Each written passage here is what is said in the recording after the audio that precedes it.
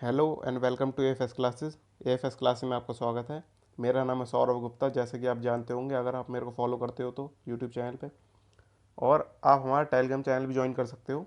उसमें मैं particular updates डालता रहता हूँ, जो कि रिजल्ट के रिगार्डिंग या फिर कोई नोटिफिकेशन के रिगार्डिंग है। जो मैं अपनी पर्टिकुलर वीडियो अपलोड करता हूँ उसकी भी मैं अपडेट्स डालता रहता हूँ उस पर।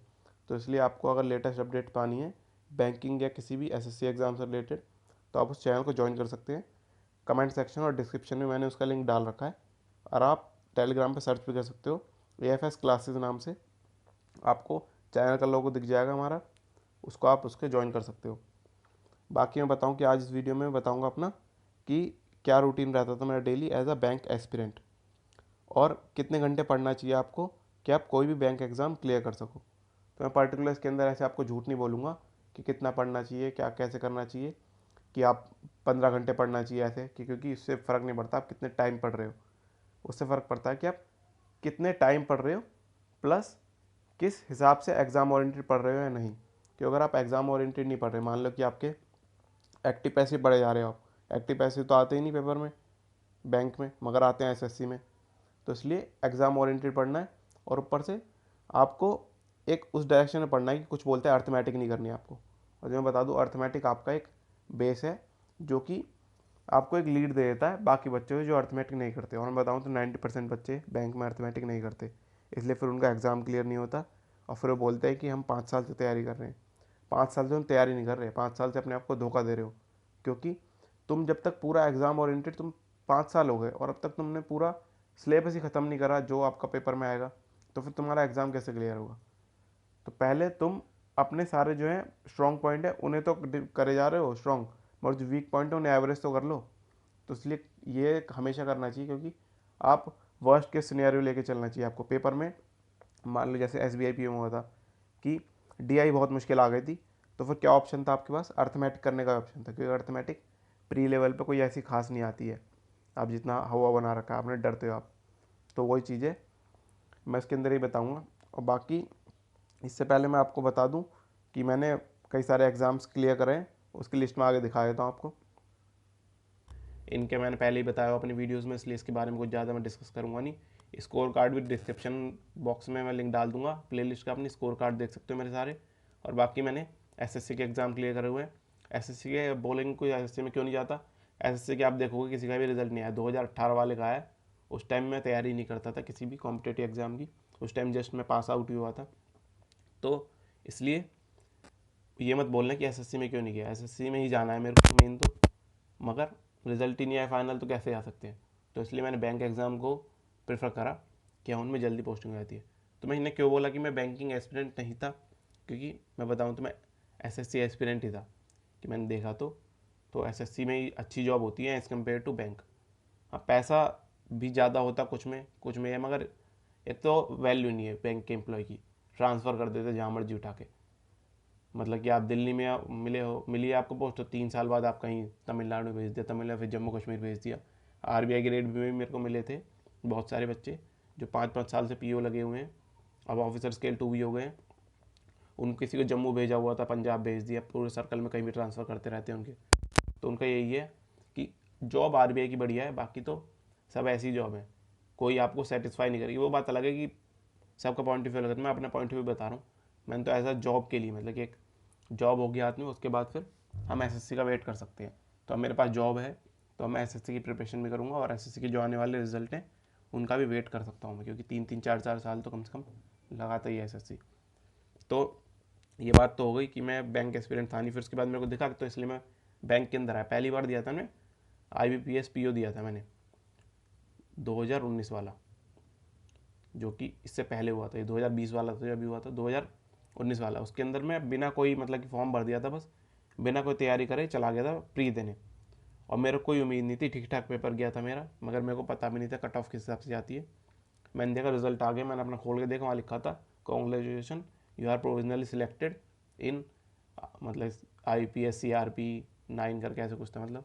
तो मेरे को दिखा कि ये तो मैंने बिना एफर्ट के क्लियर कर लिया है। तो अब मैं हर किसी का नहीं कहूँगा, और मेरे को कुछ गाली में मत लिखने लग जाना इसके अंदर। वो बात अलग होती है कि मैं एसएससी की तैयारी कर रहा था, इस वजह से मेरी प्रैक्टिस थी, तो इसलिए मेरी इंग्लिश भी ठीक ठाक थी, और मेरी पर्टिकुलर मतलब कि मैथ्स तो ठीक ठाक थी, अर्थमेटिक वगैरह, और बाकी वह तो प्लस माइनस होते हैं। कुछ एक आधे कॉन्सेप्ट होते हैं, जैसे एक क्वाड्रेटिक इक्वेशन था, उसमें आपको पता होना चाहिए ट्रिक कि साइन से पूरा काम हो जाता है आपका। कुछ सारी चीज़ वो चीज़ें नहीं थी, तो इस वजह से थोड़े कम नंबर आ गए थे। बाकी तो मेरे और मार्जिन पे क्लियर होता बिल्कुल, वो भी आप देख सकते हो, बिल्कुल मार्जिन पे क्लियर कर रहा था। तो मेरे को समझ में आ गया कि एसएससी में टाइम ज़्यादा लगेगा, मगर बैंक में ऐसा है कि टाइम नहीं लगता, थोड़ी सी मेहनत लगेगी तो हम उसे क्लियर कर सकते हैं। मगर मेंस में पढ़ के नहीं गया था, क्योंकि मेरे को उम्मीद ही नहीं थी, तो मेंस में मैं तुक्के मार के आ गया था, इसलिए मेरा वहाँ सिलेक्शन नहीं हुआ था। फिर मेरे को समझ में आ गया हाँ बैंक की तैयारी कर सकता हूँ मैं, तो उससे फिर बैंक की तैयारी स्टार्ट की थी। तो मेरे को मोस्टली मेरा बेस क्लियर था। तो मैं बताऊँ तो मैं कितने कितने घंटे देता था मोस्टली, कि आपके सब्जेक्ट क्या होते हैं प्री के अंदर, इंग्लिश, मैथ्स और रीजनिंग, और एक जीए भी सेक्शन है जो आप इसको इग्नोर नहीं कर सकते, जो मेरे को समझ में आया था शुरुआत में ही। जब तक आप अपनी गलतियों से नहीं सीखोगे ना, तब तक आप कभी भी इंप्रूव नहीं कर पाओगे। तो मैंने IUPAC PO मेंस से सीखा था कि जीए बहुत इंपॉर्टेंट सेक्शन है, सिलेक्शन दिलवाएगा। बाकी भी इंपॉर्टेंट है, मगर जीए आपको लीड दे देता है। अब देखो, अगर मैं बात करूँ अपनी इंग्लिश की, तो इंग्लिश की मैंने कोई खास प्रिपरेशन करी नहीं पर्टिकुलर, क्योंकि इसके अंदर क्या होता था, मैंने करी थी न्यूज़पेपर की, 2-3 महीने पढ़ा, मेरे को मज़ा नहीं आया, मैंने छोड़ दिया। और बाकी मैं पर्टिकुलर ट्यूशन पढ़ाता हूँ बच्चों को, मतलब कि 10th तक के बच्चों को ट्यूशन पढ़ाता हूँ, तो उनकी जो बुक्स थी ना, या NCERT पे पर्टिकुलर या फिर इंग्लिश की बुक जो होती है, इंग्लिश रीडर टाइप बुक उनकी, तो उनके मैं उन्हें पढ़ पढ़ के समझा देता था, या तो पर्टिकुलर, या फिर मैं साइंस वगैरह में ज़्यादा इंटरेस्ट था तो मैंने वो सिखाता था। तो इतने वो मैथ्स कर रहे हैं, साइंस कर रहे हैं, तो मैं उनकी बुक मांग लेता था उनसे, और वही रीड करता रहता था मैं। तो उससे मेरी क्या रीडिंग एबिलिटी बहुत बढ़ गई, तो उस वजह से मेरा ठीक ठाक स्कोर आने लग गया रीडिंग में। तो इसलिए मैं इंग्लिश को पर्टिकुलर अपने ट्यूशन पढ़ाता था, उसके अंदर ही मतलब कि मान सकते हो कि 2 घंटे ट्यूशन पढ़ाता था, तो 30 मिनट्स में रीडिंग में दे देता था वहाँ पे, क्योंकि बाकी बच्चों को मैथ्स का इतना क्वेश्चन करने को दे दिया, बाकी इतने में अपने रीडिंग कर लेता था। तो इंग्लिश मेरी वहीं से हो जाती थी, उससे मेरी इंग्लिश ठीक ठाक हुई। अंडरस्टैंडिंग, ग्रामर मेरे को अब भी नहीं आती है, मगर मेरी अंडरस्टैंडिंग अच्छी है, वही इंपॉर्टेंट है आपके कॉम्पिटेटिव एग्जाम्स के अंदर। तो आपको ये चीज़ समझ में आ गई होगी। मैथ्स के अंदर बताऊँ तो मैं, मैथ शुरुआत में मेरी वीक थी, वीक नहीं थी मतलब कॉन्सेप्ट नहीं आते थे, जैसे मैंने सीखे तो मेरे बहुत फास्ट लर्निंग थी, मैंने करीब 1 महीने में पूरा अर्थमेटिक खत्म कर दी, अच्छे समझ में आ गई थी। उसके बाद मैं क्या करता था, खाली मॉक टेस्ट देता था, बस मैं मॉक्स देता था मैं। तो प्रैक्टिस किससे होती थी मेरी, मॉक्स से। तो शुरुआत में मैंने रीजनिंग में भी क्या किया था कि बेसिक सीखे पहले अलग अलग यूट्यूब की वीडियोस से, तो फिर मैंने जीए में ही भी समझ में आ गई, मेरे को साथ साथ पढ़नी पड़ेगी, आपको प्री के साथ साथ पढ़नी पड़ेगी, क्योंकि आपको मेंस की डेट पता होती है बैंक के अंदर कब होगी। जैसे मान लो कि अगर मैं एग्जांपल के थ्रू बोलूँ, तो जुलाई में जैसे आपका कोई प्री होना है, तो आपको पता होगा कि अगस्त के एंड में या फिर सितंबर के शुरू में आपका मेंस होगा।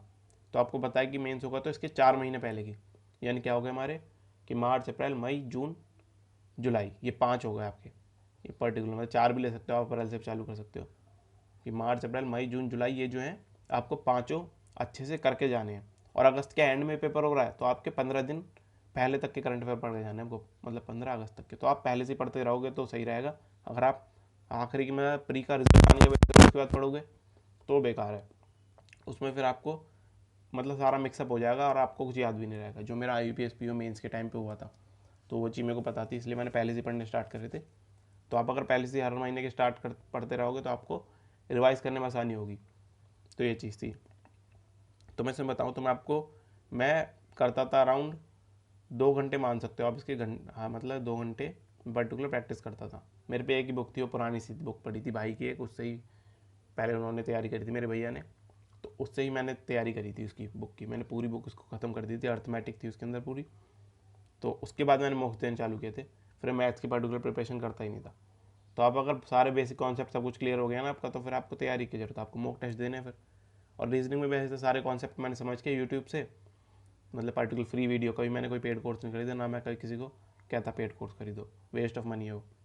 और बाकी रीजनिंग में मैं मतलब कि रीजनिंग में शुरुआत में मैंने 1-2 घंटे देता था, मतलब कि पजल वगैरह के लिए, और जो आपके कोडिंग डिकोडिंग की थोड़ी ट्रिक वगैरह सीखने के लिए, कुछ मतलब ऐसे क्वेश्चन के लिए। उसके बाद मैंने वो भी छोड़ दिया था, उसके बाद मैंने मॉक्स पे डिपेंडेंट हो गया था। और बाकी ये है सबसे बड़ी जीके। जीके को भी मैं पूरा नहीं पढ़ता था एक साथ। जीके मैं कैसे करता था, हर 15-15 मिनट में, जैसे कि मैंने एक मॉक टेस्ट दे दिया, कि मैं बताऊँ तो कैसे पढ़ता था मैं, कि मैंने एक मॉक टेस्ट दे दिया, वो कंप्लीट हो गया मेरा, मैं उसको साथ साथ एनालिसिस नहीं करता था कभी। कभी ऐसे करता ना, मॉक टेस्ट दे दिया उसके बाद आप एनालिसिस करने बैठ गए, तो कर सकते हो, वो भी अच्छी बात है, मगर उससे क्या होता है, आपका माइंड पहले थोड़ा बहुत आप क्या होता है, एग्जॉस्ट हो जाता है, तो फिर आप चीज़ें रिटेन नहीं कर पाते अच्छे से। तो आप 1 घंटे बाद दे सकते हो। तो क्या करता है, उसके बाद में फ्री टाइम होता था मेरे को, तो मैं क्या करता था, जीके लेके बैठ जाता, जीए जनरल अवेयरनेस, करंट अफेयर ही बोल रहा हूँ, इसके अंदर स्टैटिक वगैरह नहीं पढ़ता था मैं। करंट अफेयर्स लेके क्या 15 से 20 मिनट वो पढ़ी मैंने करंट अफेयर्स, उसमें मेरी हो जाती थी कुछ दिनों की, मैं दिन डे वाइज पढ़ता था पर्टिकुलर, पीडीएफ से कंप्लीट हो जाती थी। उसके बाद जब मैं थोड़ा बहुत रेस्ट करके फिर कि मतलब कि भाई आज इस पर भी जोर पड़ता है उसकी वजह से, तो उसको थोड़ा बहुत रेस्ट करके मतलब कि थोड़ी देर रेस्ट करने के बाद फिर मैं जाता था मॉक पे। फिर मॉक को एनालिसिस करता था मैं कि मैंने कौन से क्वेश्चन में कितना का, मैंने वो समझाया भी है कैसे एनालाइज करना है आपको, वीडियो भी देख सकते हो आप, किस क्वेश्चन में कितना टाइम दे रहे हो, एवरेज से कितना ज़्यादा टाइम लग रहा है आपको, और किस क्वेश्चन में आपने टाइम दे के भी गलत कर दिया, किस क्वेश्चन में ज़्यादा टाइम दिया है मगर सही करा है, तो उसकी शॉर्ट ट्रिक भी हो कुछ, या फिर आपने क्या अप्रोच अपनाई उसके अंदर, वो चीज़ देखता था मैं। तो मैं जीए की बात करूँ तो मैं ऐसे इंटरवल पे देता रहता था, 20-20 मिनट के इंटरवल में पढ़ता था मैं, मतलब 20 मिनट पढ़ लिया, फिर 3-4 घंटे बाद पढ़ लिया, तो अराउंड में मानूँ तो मेरे मतलब 1.5 घंटा हो जाता था इसमें, 1.5 आवर हो जाता था मेरा जीए के अंदर भी। देख सकते हो इसके अंदर कि शुरुआत का बता रहा हूँ मैं, और मैं बताऊँ कि मैंने जब मतलब सारा बेसिक क्लियर हो गया कितने घंटे पढ़ा, जैसे बता इंग्लिश 0 पढ़ी, मैथ्स भी 0, रीजनिंग भी 0, जीए बोल सकते हो जो मेरे को पढ़ते रहनी पड़ती है, और वो हर कोई भी नहीं आता इसको नहीं पढ़नी पड़ती। तो मैं अराउंड 2 घंटे वही 20 मिनट के मैं पर्टिकुलर मतलब स्लॉट्स बना के। अब ये क्यों नहीं पढ़ता था मैं, क्योंकि मैं दिन में 2 मॉक्स दे देता था पर्टिकुलर, जो भी मेरा आगे एग्ज़ाम होने वाला है। 2 मॉक्स का मतलब मेरे 35 क्वेश्चन हो गए उसके अंदर मैथ्स के, मतलब टोटल 70 क्वेश्चन हो गए मैथ्स के, 70 हो गए रीजनिंग के, और मेरे 60 हो गए इंग्लिश के।